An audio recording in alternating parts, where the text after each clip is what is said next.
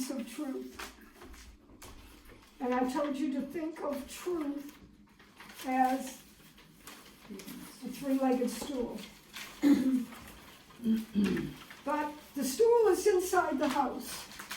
So I'm going to give you a sentence. And before you write the sentence down, I want you to close your eyes and just listen to this sentence. Education is a key that unlocks the door called knowledge, that begins the path of wisdom. Open your eyes. Can you see the key? Education. Can you see a door? Mm-hmm. What's unlocking this door? The name of the key is called education. You can write the sentence if you want. Education is a key. It's a tool. It's something that begins your journey. It has great value. You can't unlock the door of knowledge if you don't have it. But it's a tool. Education is a key that unlocks the door to knowledge that begins your path to wisdom. So, I have it in here. You see the key labeled education. You see the door is labeled knowledge, and at the top of the door it tells you it's the path to knowledge. Now, inside that knowledge, that path, is the street. You see this? Cross street. Only mine's at an angle to fit on the page. That's called philosophy. That road that you get inside is called You philosophy. mean from knowledge to wisdom is philosophy? You're going, if you started the path of knowledge, you've opened the door, and here you're on the road. And what happens to this road, we're going to give it a name. It's called philosophy. If you turn to the right, it's objective truth. If you turn to the left, you can see the right-hand turn here. If you turn to the left, it's subjective truth. And the subjective truth I have up here is a river. This river, or tributaries of the river, are emotions, self-will, presumption, despair, all those emotions. Well, what feeds the objective truth is logic, reason, reality, subject to the will of God.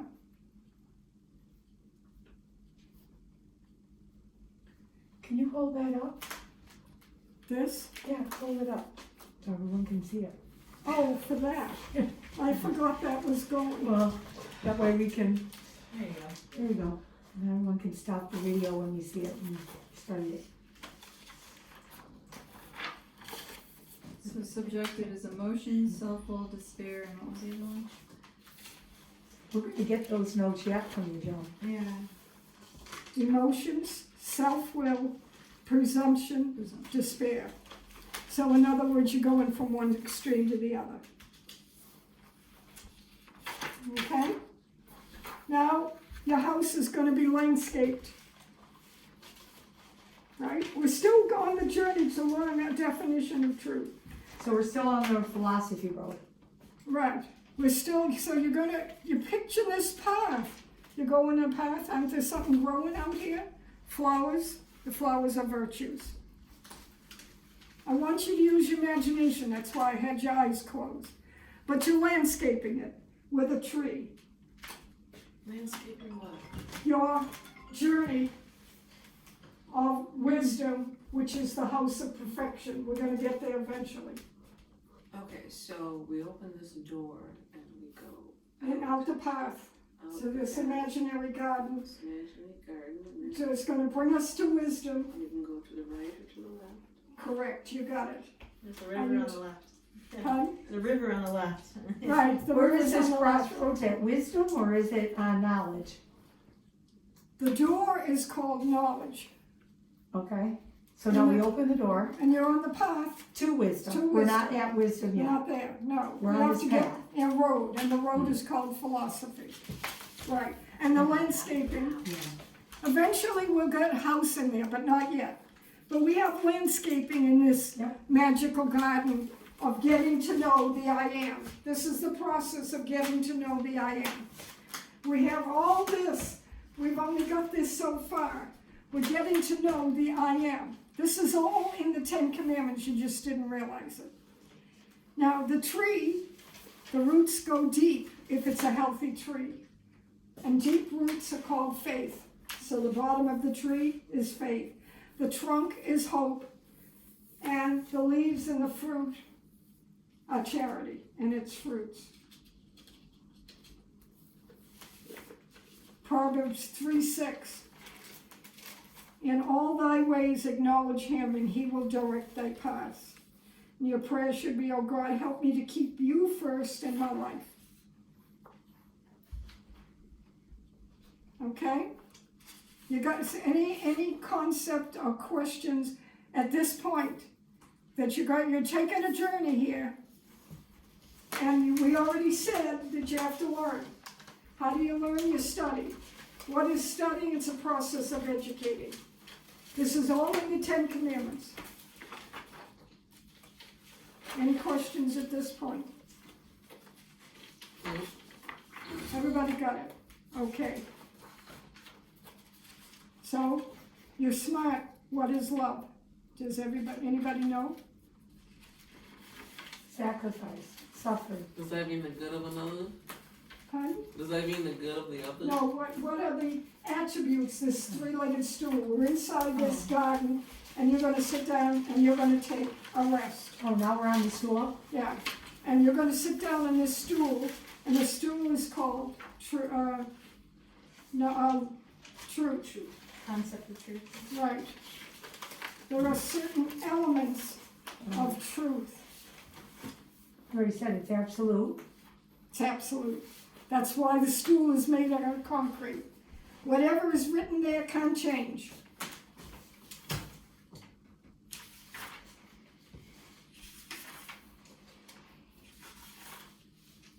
Eternal. What else? So the first leg is it's absolute. What's the next leg? Eternal. Who said I it? had eternal love and divine. Is that what we were, or is that a different three? Yeah, the instincts, and how are we losing the Right. instinct? The reason the child is losing the instinct is he stopped studying. He stopped learning because his path over here was sin. So now we're trying to correct this. I think every child should have this class. Every child should have the concept of the I am and what the journey of the I, getting to know the I am involves. And in the concept of this journey, what information do you pick up? Even a little child, when they're playing a game, they're only 5 years old, they'll say, that's not fair. You cheated. How did they know right from wrong? How did they know you cheated? How did they know that it wasn't fair? Where did they get this concept? They're only 5 years old, because truth is written on our heart. And that's the next leg of the stool, is you can take the elements of truth. There's judgment in there. You can make a judgment.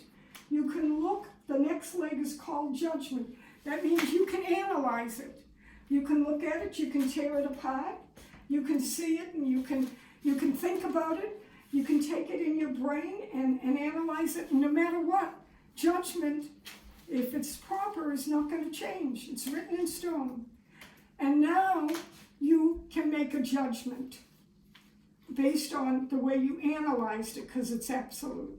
So the first You leg can, is and absolute. so once you make a decision, so the third leg is you took an action. It's now history. You made a decision. You cannot undo that. You can make a different decision tomorrow. But once you have made a decision, that's written in stone. You can't undo it. That's what sin is all about. If you decided to follow your will, which is your passion, something happened here, you made a decision, It's history, can't undo it. What do you do if this decision was wrong?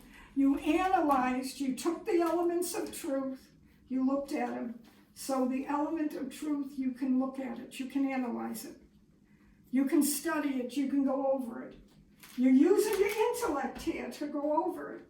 If you substitute your will and your passion, you got objective truth, you got your passions in there. What do you do if you've made a mistake? Do you beat yourself up forever? Or do you say what I said in the beginning? I begin again, God, and we go back to your duty, which is to repent. So the three legs of the stool are absolute, judgment, and decision. Right. We will add to those legs. Okay. And that's the stool of truth. That is the concept of truth, yes. You got that much?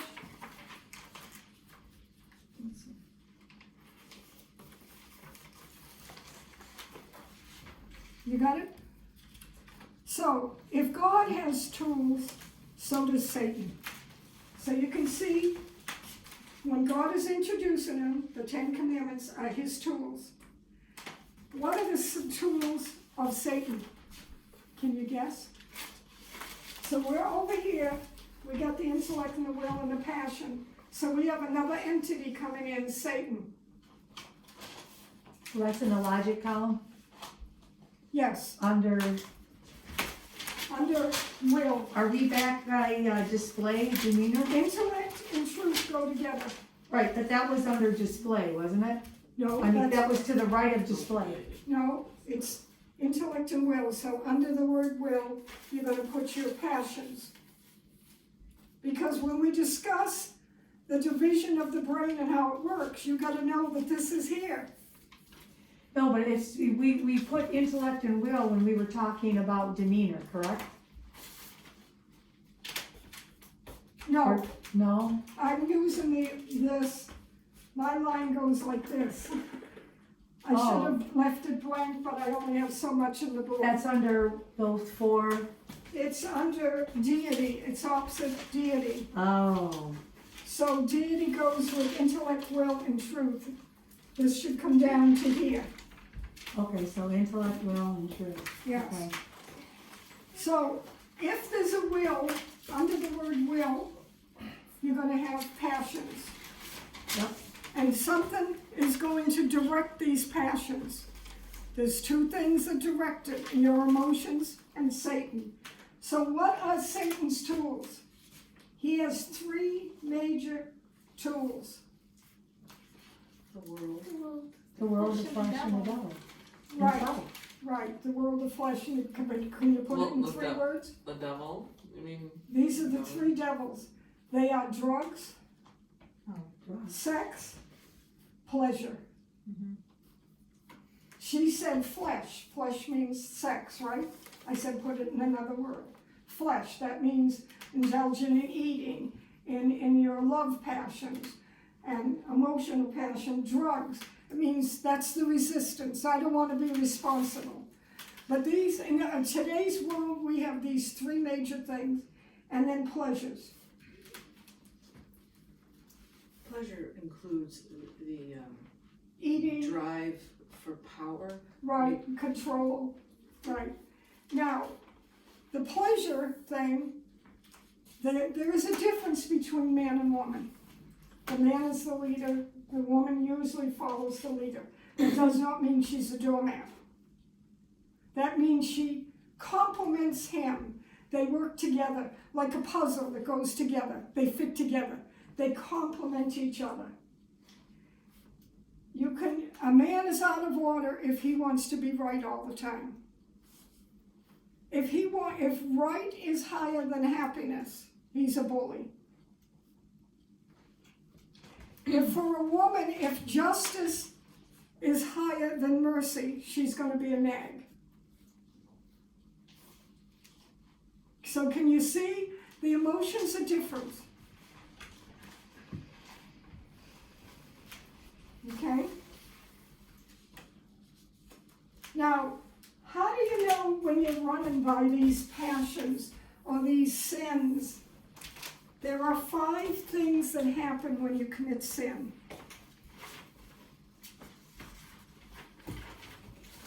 One, sin ages. Do you ever notice that nuns never look old? They can be 95 years old and they still look young. They might have gray hair, but somehow they look young. So sin prematurely ages. Number 2, sin causes physical illness.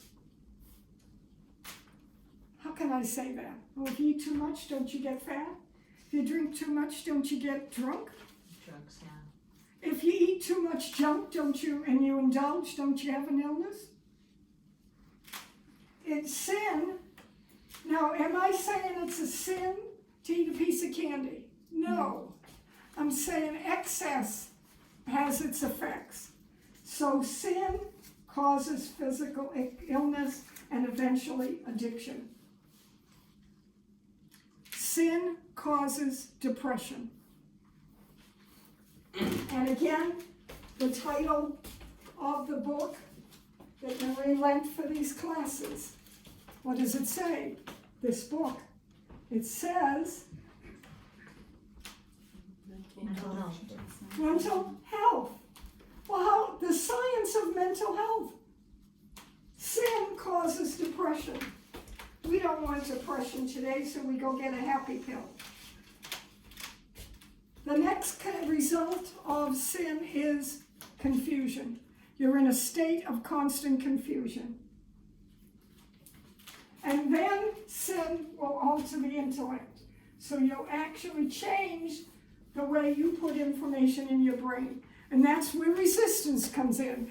You will come up with an excuse why you should change this concept. What is wrong with the information in my brain? Well, I'll change it. Oh, you come up with the law of concession. A reason why it's okay. So, concluding thought is that one cannot counsel others on control or meekness until we govern ourselves. If you don't have meekness, don't try to teach it to somebody else. Can't give what you don't got. That's right.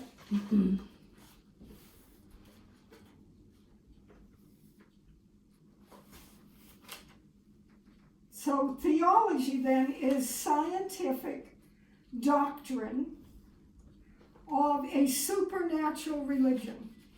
You can, just like I said, truth has that element where you can analyze it and make a judgment.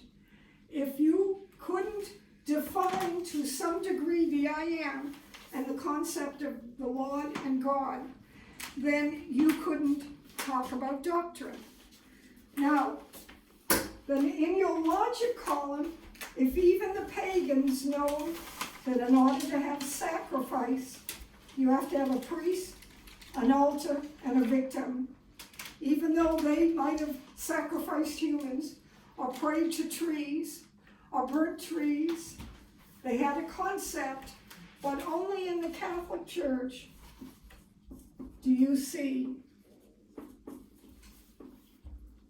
So that's your logic point.